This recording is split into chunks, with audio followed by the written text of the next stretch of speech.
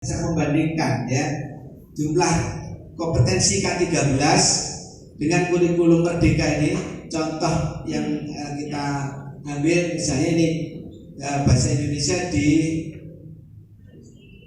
SD, SMP dan SMA ini Bapak Ibu. Sebagai ilustrasi ya Bapak Ibu, rata-rata kompetensi prototipe ini untuk mata pelajaran bahasa Indonesia ya, mata pelajaran bahasa Indonesia ini mengalami pengurangan ya, dari pengurangan sebanyak 57% ini Bapak Ibu.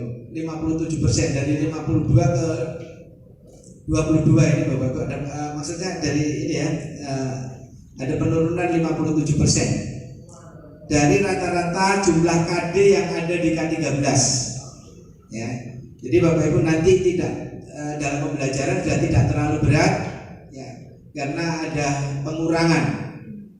Kemudian rata-rata jumlah kompetensi untuk kurikulum Merdeka ini untuk mata pelajaran matematika mengalami pengurangan 28% ya, mengalami pengurangan 80% dari jumlah KD di K13 ya.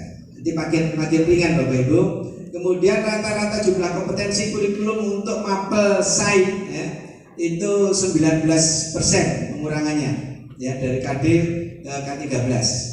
Nah kalau kita gambarkan seperti ini Bapak Ibu ya, ini kecil juga ini capaian KD yang KD di K13 ya, capaian pembelajaran kelas 1 dan kelas 2 SD misalnya ini untuk kurikulum 13 ini ya, KD-nya sangat banyak dan terpisah-pisah. Nah ini Bapak Ibu istilah capaian pembelajaran ya, KD sudah tidak muncul lagi istilahnya di kurikulum Merdeka ini Bapak Ibu. Nah ini dicontohkan di sini mata pelajaran bahasa Indonesia ya, yang diterapkan di sekolah penggerak dan juga pembelajaran di SMK Pusat Keunggulan. Ini contohnya di fase A umur 6-8 tahun atau kelas 1 sampai 2 SD ini contoh rumusan capaian pembelajarannya adalah pelajar memiliki kemampuan berbahasa untuk berkomunikasi dan bernalar sesuai dengan tujuan kepada teman sebaya dan orang dewasa tentang diri dan lingkungan sekitarnya ya. Pelajar mampu memahami dan menyampaikan pesan, mengekspresikan perasaan dan gagasan, berpartisipasi dalam percakapan dan diskusi secara santun. Ya, pelajar mampu meningkatkan penguasaan kosakata baru melalui berbagai kegiatan berbahasa dan bersastra dengan topik yang beragam. Ini kalau dulu istilahnya KD-nya ya Bapak Ibu, kompetensi dasar yang dicapai untuk anak kelas 1 dan kelas 2. Jadi di akhir kelas 2 anak-anak diharapkan memiliki kompetensi ini. Nah ini kemudian ada capaian pembelajaran ya, ini di mapel di SMK Pusat Keunggulan ya, salah satu contohnya bahasa Indonesia di sekolah penggerak dan SMK Pusat Keunggulan ini misalnya ini untuk keterampilan bahasa menyimak ya, pelajar mampu bersikap menjadi penyimak yang baik. Pelajar mampu memahami pesan lisan dan informasi dari media audio, teks, kemudian juga konstruksi lisan, komunikasi lisan maksudnya yang berkaitan dengan tujuan berkomunikasi.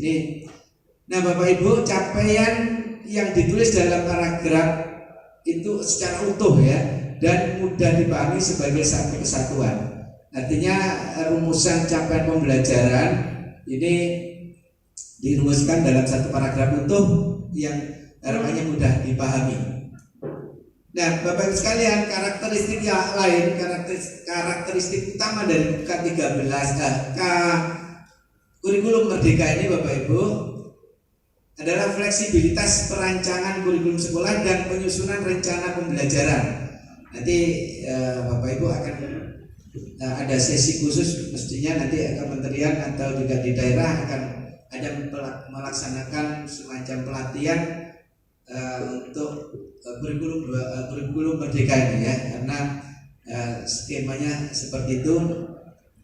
Yang jelas kalau sekolah penggerak itu atau SMKPK itu yang sudah ditetapkan akan mendapatkan perlakuan yang khusus dan ada bos afirmasi. Nah, Bapak Ibu, terkait dengan fleksibilitas perancangan kurikulum sekolah ini ya, saat ini dan dibandingkan dengan kurikulum prototipe ini ya. Jadi saat ini kerangka kurikulum mengunci tujuan pembelajaran 1 tahun ya. Kemudian struktur kurikulum saat ini mengunci jam pelajaran per minggu ya.